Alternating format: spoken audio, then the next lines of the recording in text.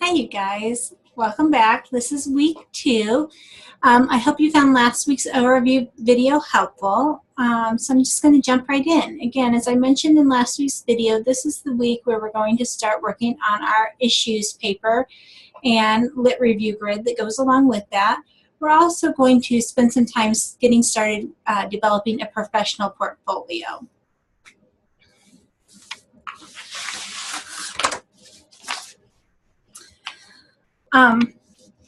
This week we're working on developing skills of getting you able to maneuver your way through our library, the Harold and Wilma Good Library. Again, you can access that by going to MyGC. All of these instructions were given to you in the online Moodle orientation course, so go back and review that if you need help going to the library. And again, as I said in video 1, you're going to be accessing CINAHL. That's our nursing database to be finding literature review on the issue that you have picked for nursing. We are also going to be working on developing your own professional portfolio. I always kind of hate to share mine, but here is my professional portfolio that I have put together. This has work from my master's degree, all sorts of other things. You will not have this much to put in, and that is quite okay. This is getting you started. This is a place for you to start accumulating pieces of evidence to really highlight all the work that you've done as a professional nurse. You are going to be doing readings in this program and academic writing and all sorts of tools that can help you professionally. So have a place to showcase them. One thing that I'd like you to do for this week is you are going to do some research on the internet about professional portfolios. Why are they important? Why are they a tool that we can use? So start looking at that and seeing all the different ways that professional portfolios can be used. As I am preparing for a job interview, depending on what the job is, will pick out different pieces of this that I feel would help be talking points for me to really present myself well for an interview of, when I did this paper, I learned X, Y, and Z about financial management, or things like that to really kind of help sell the work that you've done. It's a great place to keep track of different certifications that you might get in nursing. And then most importantly is those thank you notes that hopefully you're getting from managers, from patients, staff, that sort of thing about the good work that you're doing. It's a great place for you to kind of hang on to those and know that you really are appreciated. So it has a multitude of functions, and that's one of the things that you're going to start working on this week is developing that professional portfolio. Let me look through my papers here and get what information you are going to want to gather for that. Again, this is all on Moodle, so this is nothing that I don't have in another place. You are going to want to make a title page. So again, you saw that mine was just very scripty and plain. It just said Jewel Yoder's professional portfolio. Again, this is a professional document, and so I don't know that you want it to be super cutesy, but you certainly could add a stethoscope or, healing hands or something like that. So if you want to make yours a little less plain than mine, please go ahead and do what you would like to do. At this point, since you are in an online class, you are basically just creating a file that you're going to call, Susie's professional portfolio. And one of the documents that you're going to put in there is your cover page. So design that on either Google or Word or whatever, insert whatever clip art or whatever you want to add to it. And that's one of the pieces that you need to submit is your title page for your professional portfolio. The next thing that I want is when you open a professional portfolio, almost like a book, there should be an index. As I'm sorting through this, what should I expect to find? And you're going to have 2 parts to your index. The first part is going to be entitled Professional Development. And there's about 5 different pieces of evidence that I want to fall under professional development. Ideally, you're going into this program because you have this professional goal to get a bachelor's degree. Maybe you want to get a bachelor's degree because you want to have this just to provide this for the facility that you work at and gain extra knowledge. Perhaps you're using this as a stepping stone into a nurse practitioner program or a nurse educator program or a nurse manager program. Again, this is a place to write down what is your goal personally right now. As you go back to school, what is it that you're hoping to get out of this next degree? You would want to add your resume. It's always good just to have a copy of that hand. Decide to apply for another job, that you kind of have a copy of that you can just grab. Any awards or scholarships that you may have won through your time in your nursing career, it's always great to just kind of hang on to those. Again, as I said, letters of appreciation. We can never get enough of those. It's a great place to hang on to them. And then lastly, it's any reference letters that you may have. I have reference letters from people for some of the nursing manager jobs that I've held, for the nursing educator jobs that I've held. Some of them are just really well articulating what people experienced when they worked with me, and those are invaluable to me to kind of have. Again, it kind of falls under those letters of appreciation of, wow, I'm really flattered and amazed that people would write such wonderful things about me in these reference letters. Then the second section, and this is what we will build on during the program, is an academic and personal development section. And so you're going to need 5 tabs kind of in this section. We're going to build these on our pillars at Goshen College. So you're going to have a section that is on Christ-centered. You're going to have a section about passionate learning. You're going to have a section on servant leadership, compassionate peacemaking, and global citizenship. So as you go through different classes, there will be 1 or 2 big projects that you do per class. I want you to, again, upload these into your professional portfolio, that when you're done, you could really print this whole thing out and put it in a binder like I have, or at least just have it electronically in some format that where you can access things. So again, as you are doing work in your courses, you are going to be getting pieces of evidence to help show, by doing this project, I was able to really become a more passionate learner, or this really helped me to be more globally minded. So this made me more of a global citizen. In leadership, maybe I am now thinking about how I can help people have better access to things. So this helps me to become more of a compassionate peacemaker or something like that. So again, as you do your work, I want that to go into this professional portfolio, but for this class, we are starting on that very first part. So what I want is a title page. I want this index to be typed up that you would have to go along with this. And I want you to work on the professional development. So gathering up a document that has your professional goals, your resume, awards and scholarships, letters of appreciation, and reference letters if you have them. If you don't, that's quite okay, but this is just starting a place to compile those things. The next thing that I want to talk to you about a little bit is this big issues paper that you have. And the issues paper will be due week 7, so you have the length of this course to work on that, but know that every week you're going to be doing other things too. So I kind of get you started on this project right at the beginning, and then it's kind of up to you to work on it throughout. So week 2, we are going to develop a literature review for a specific nursing issue.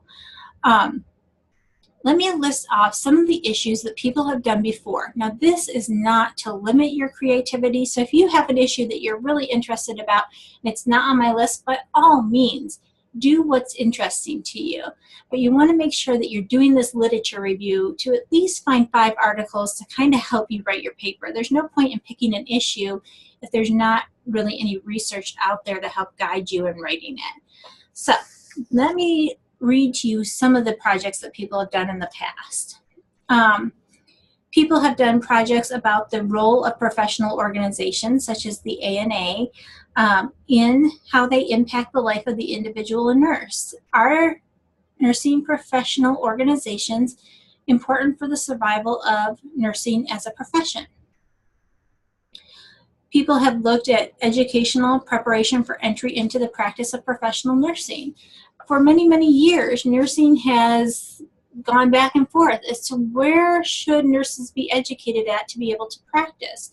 Right now, that level is at the associate degree. Again, we have licensed practical nurses, and maybe some of you took that path, and so you know that there are jobs out there for our LPN or LVN colleagues.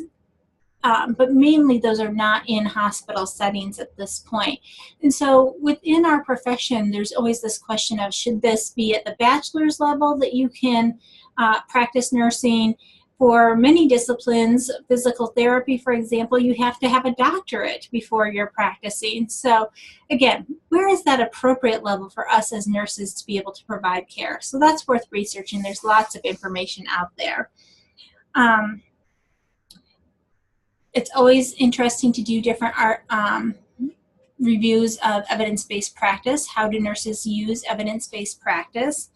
The image of nursing, we know that historically nurses were kind of seen as perhaps handmaidens to the physicians, or given that it tends to be thought of as a female profession, oftentimes female nurses are seen as sex symbols, some of those things. And so doing research on the image of nursing, there are many institutions out there, Johnson & Johnson, Lean Cuisine, that do great commercials of advertising nurses as nurses, helping, caring, and kind of destigmatizing some of those bad perceptions of what nursing means.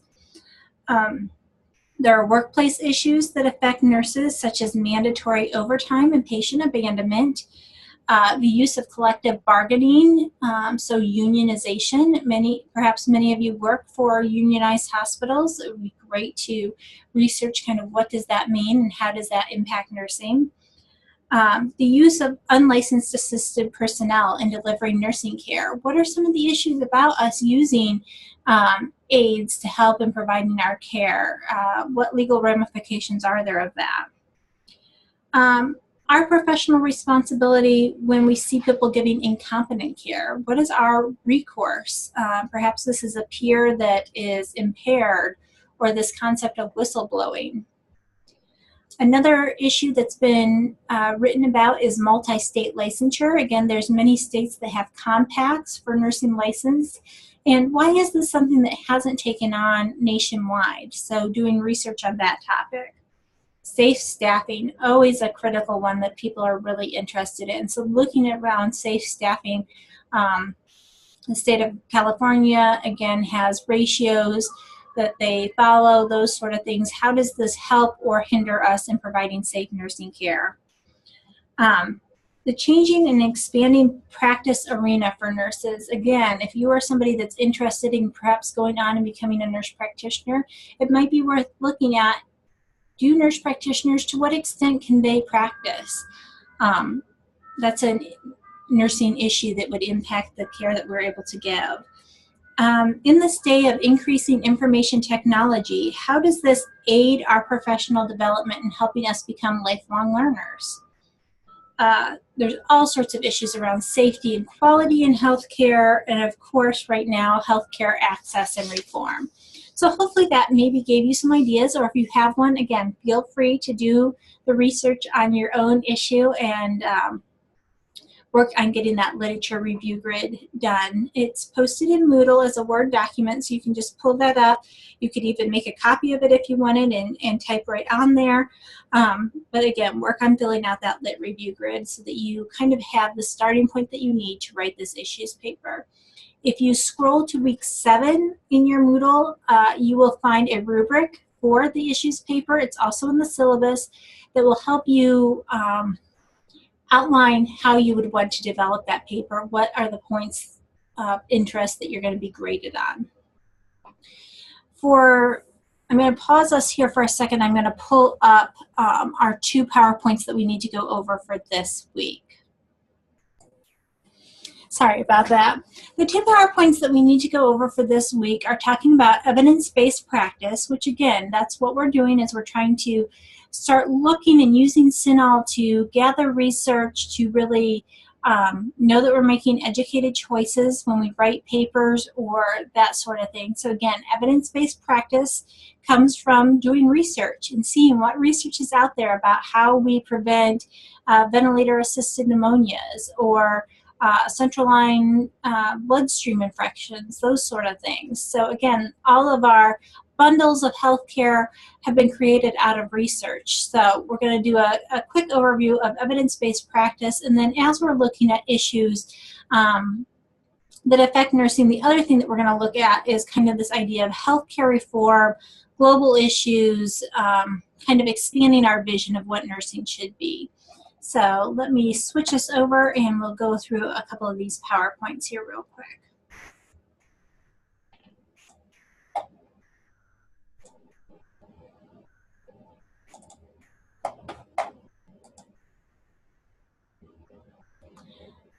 So evidence-based practice. Why is it important to us? Again, doing nursing research shows that we as nurses are professionals and that we are able to kind of create and gather our own knowledge base as it pertains to our profession of nursing. This all started back with Florence Nightingale, who we consider to be the founding member of nursing.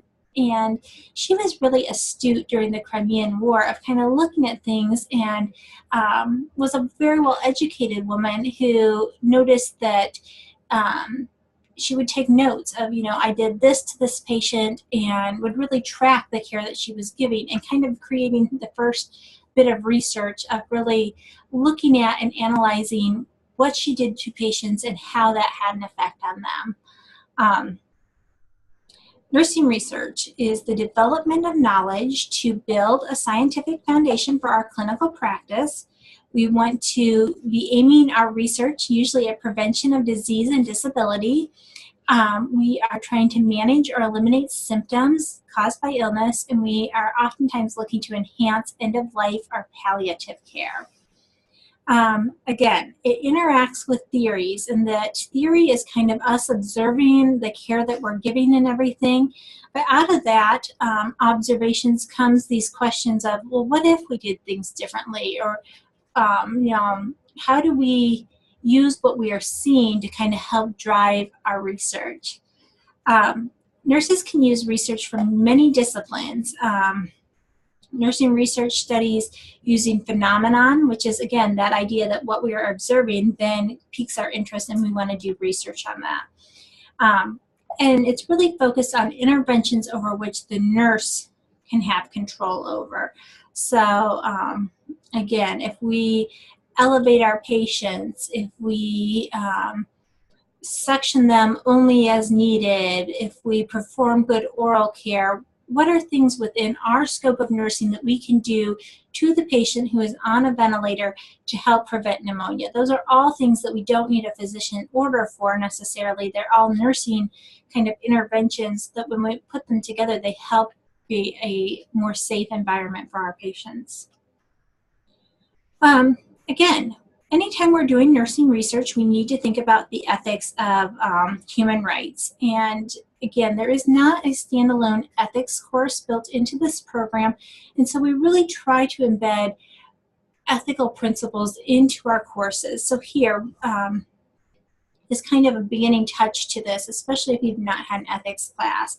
There are 4 basic human rights that we are called upon to preserve. One being beneficence, this idea that we are not to harm people.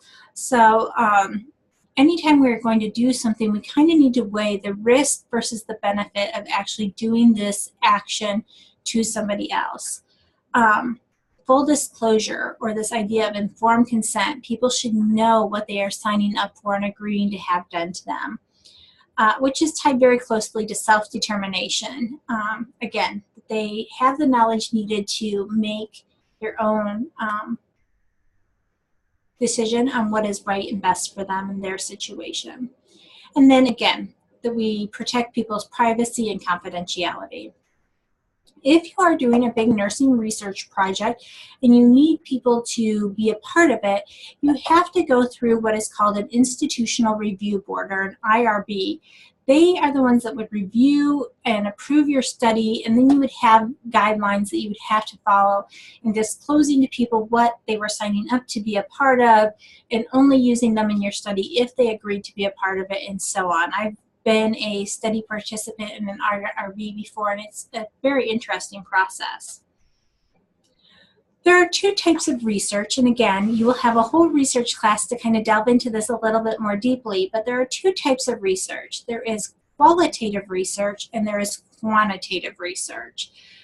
Qualitative is exploring the meanings or the qualities that people are giving to things. It's exploring and describing a phenomenon. We have a colleague here at Goshen College, her name is Gail Waybright. She did a really interesting qualitative research study just recently about the experience that adult patients have with being ventilated. She wanted to know, what is this experience like for you? Describe what that phenomenon feels like. And so that's what a qualitative research study is. It's picking something that a group of people would experience together and then exploring what different themes or what that experience is like, what are the commonalities that you can find. So again, it uses many more natural techniques of observation, focus groups, this ethnography of, again, limiting your target population to people that have experienced adults over the age of 18 that were intubated. The results of this kind of research that you get are people's articulation or their words about what their experience was. And then you need to kind of dissect those words, as I said, and look for themes that emerge. Versus quantitative, which is what we typically think of research, which is testing an intervention. This was what this was the situation, we did this to you, what was the outcome? This involves trials, experiments, cohorted studies, and the result for this is oftentimes numbers. Once we started implementing a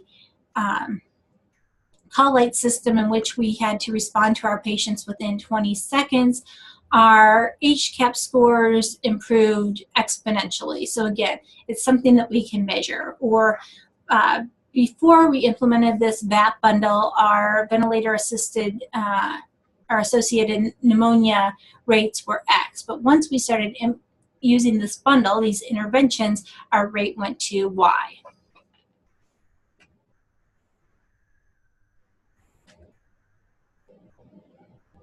So part of our nursing process is selecting and defining what our issue is that we're wanting to research.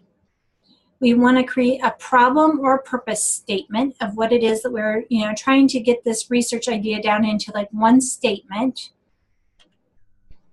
We want to do the literature review, which is what I'm having you do this week.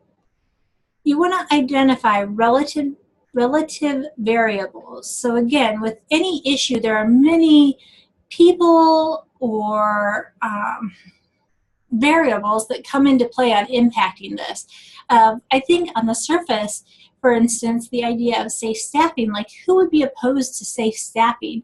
But your whole point of writing your issues paper is that you're able to develop kind of an argument for safe staffing and against. So a relative variable for safe staffing might simply be cost.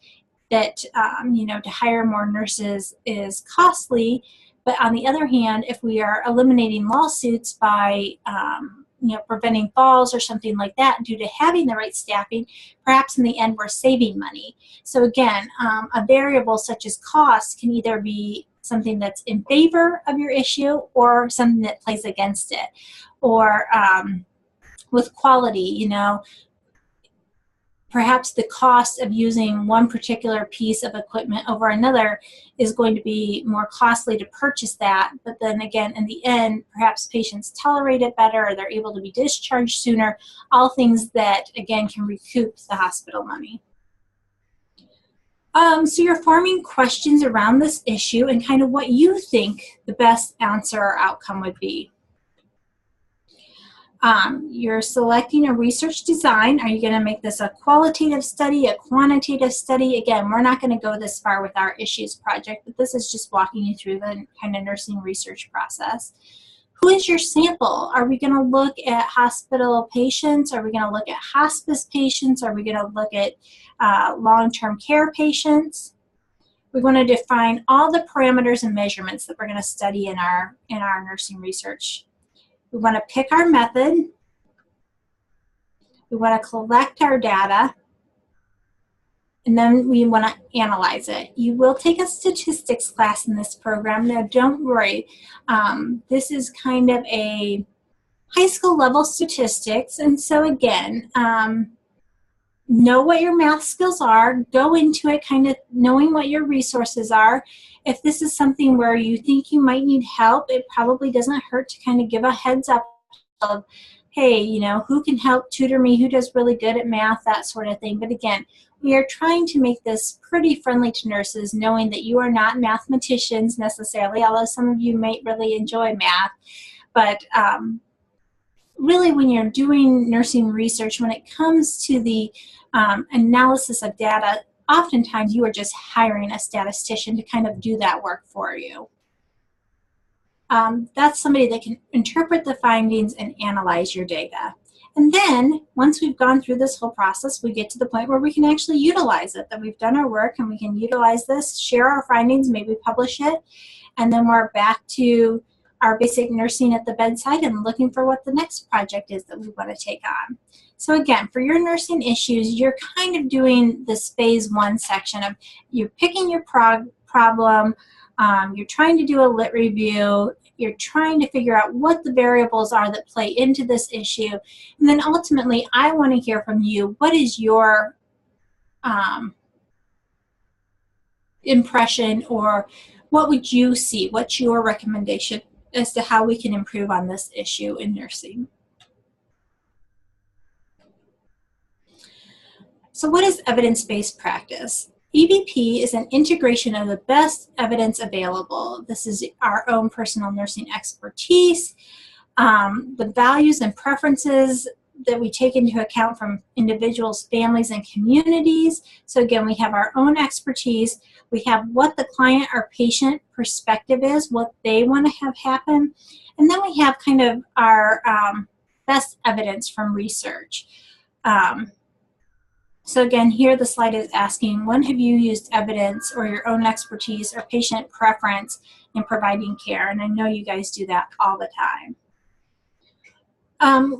What is the point of using evidence-based practice? Again, since it is based in research, there's usually higher quality care that can come out of doing care that's based in evidence. It improves our patient outcomes. Nurses might have greater autonomy and career satisfaction if we're really embracing that we are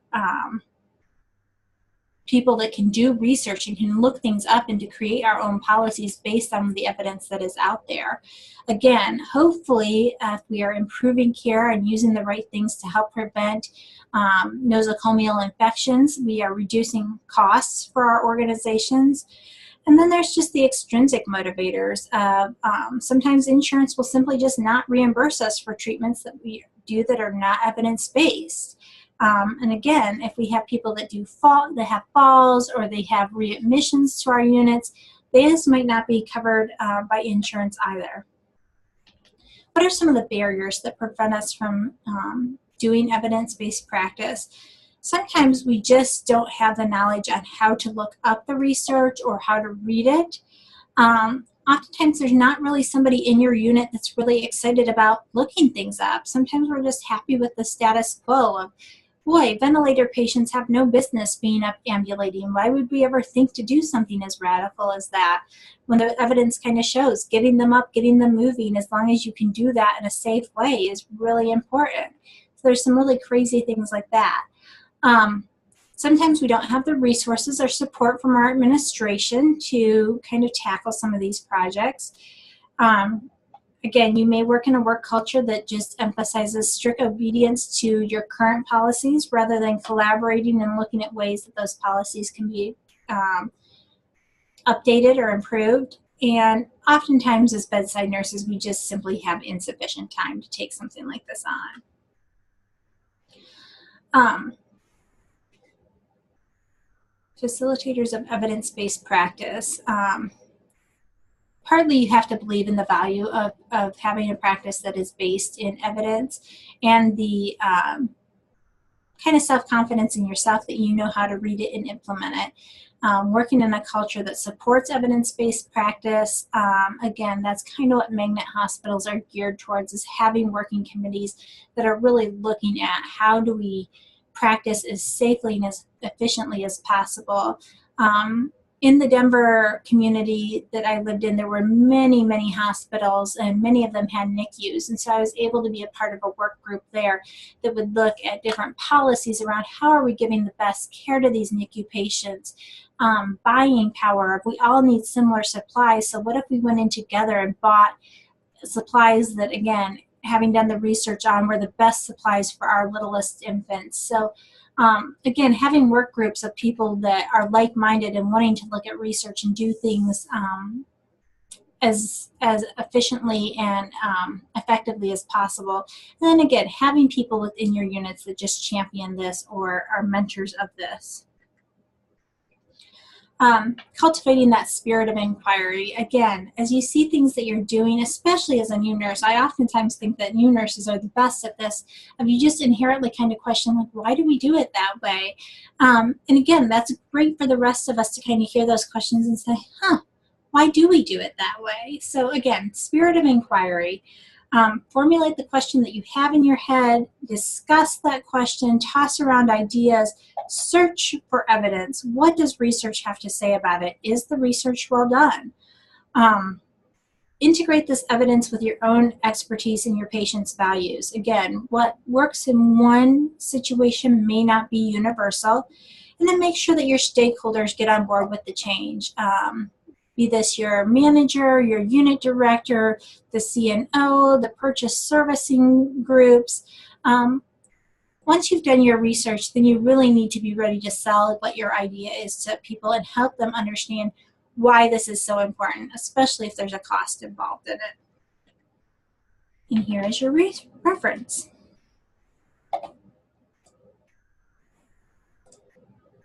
All right. And one last PowerPoint that we're going to go through today, and this one is on healthcare reform, innovation, etc.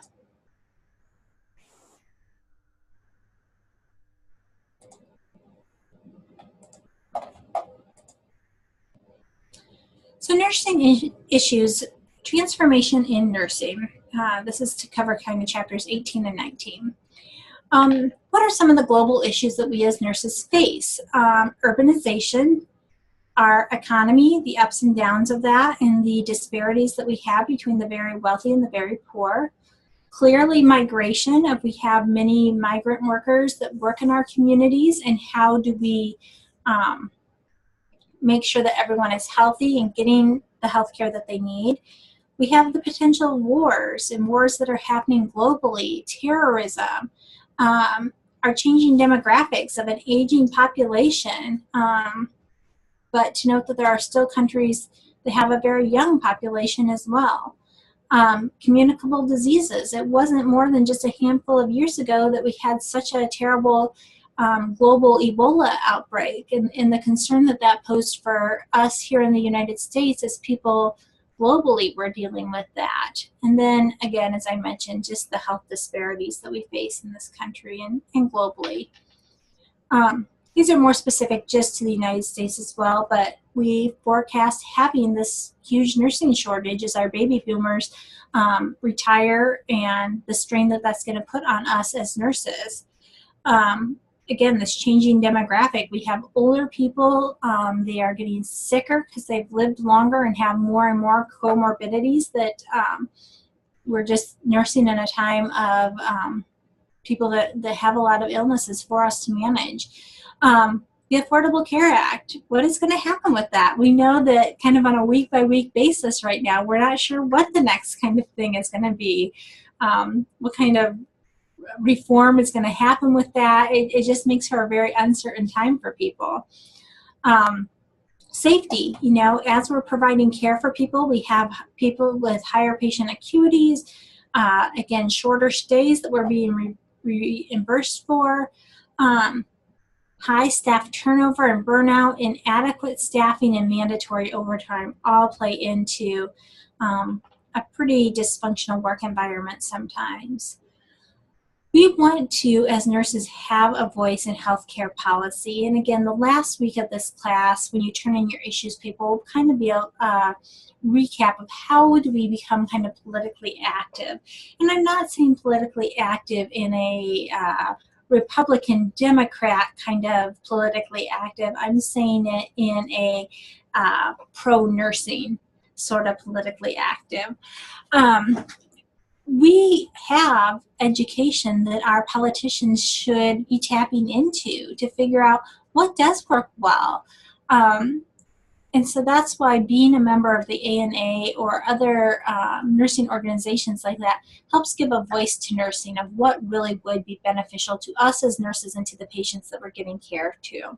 So again, through the ANA and other nursing organizations like that, we lobby in legislation to either get bills passed or not. We join together by joining nursing organizations to monitor and influence legislature. So again, if you're a part of that, they will send you things. If there's an upcoming bill, they'll educate you on what the bill is and help you perhaps even sign something in support or against it. We are called upon to give testimony in Congress on bills, and we serve in Congress. There are currently 5 nurses that are serving in the Congress. These congresswomen have experience in the areas of surgery, teen pregnancy, teen parenting interventions, emergency department, long-term care, and psychiatric. In 2008, a collaborative effort between the Institute of Medicine, or the IOM, and the Robert Wood Johnson Foundation called upon us to envision a new way that nursing would be given. We recognize that change isn't adequate, and they called for transformation of nurses. They wanted us to really give consideration to how we go about staffing, how we offer preceptorships, and really pushing institutions towards magnet status, hoping to empower bedside nurses to use the skills, theory, and knowledge that they've gained through nursing school. There's also more of kind of an abstract focus, but on the need to collaborate not only within our institutions, but between institutions of how do we best serve our communities.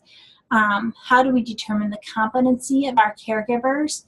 How do we focus on developing great leaders who are innovative and supportive? And how do we get people to be involved in this transformation? Collaboration, actively working towards a goal. There's 4 characteristics of collaboration: that we have a shared understanding of what our goal is. Because again, if we don't all know what we're striving for, it's hard to collaborate and work together towards that goal. We have to be very effective in how we communicate. We have to work on making shared decisions, and we have to manage conflict. In your second class, you will read Crucial Conversations. I think that this is a tool that all nurses need to have to be able to manage conflict and do it in a way that is safe and supportive to people involved.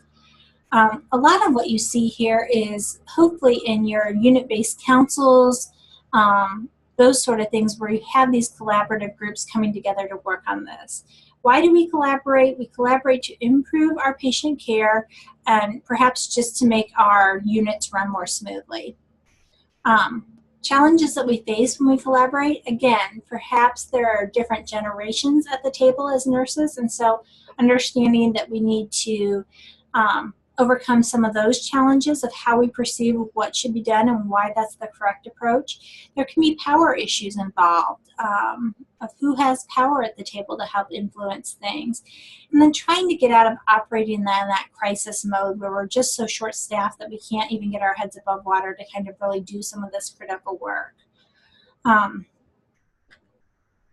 Competence. Again, we have the NCLEX exam to kind of measure our competency as we enter into practice. Nurses can no longer finish the degree and practice without keeping current. Things are just changing so quickly in our environment that what you start out with as far as equipment as a new grad and kind of gaining competency in that is going to change in a handful of years when the next newest, greatest technology comes out. And so we're always changing, always adapting in our working environments. And I just encourage you to, once you're done with this program, just to continue to embrace that kind of changing environment that we're in and be a forerunner in that. Don't be scared of that. Embrace that and help to guide the ship in going in the right direction. Competency includes both personal and professional development. This idea of becoming lifelong learners is so important to us. Leadership and empowerment. The AACN in 2008 said the baccalaureate prepared nurse understands and respects the variations of care, the increasing complexity, and the increased use of healthcare resources inherent in caring for patients. So what does leadership mean to you, and how do we as nurses practice leadership? So think about the leaders that you see in your organization. Who are some of the good ones, and what is it that they do that really makes them rise above? Who are maybe some of the not so good ones, and should you ever rise to leadership, maybe those are a little bit of learning lessons of what not to do if that was you.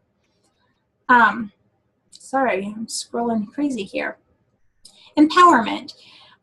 There are 3 workplace requirements for empowerment. A workplace that has structures to promote empowerment. So again, perhaps that's sort of your chain of command or a clinical ladder to help you feel like you're empowered to do the right things, always for the benefit of your patient.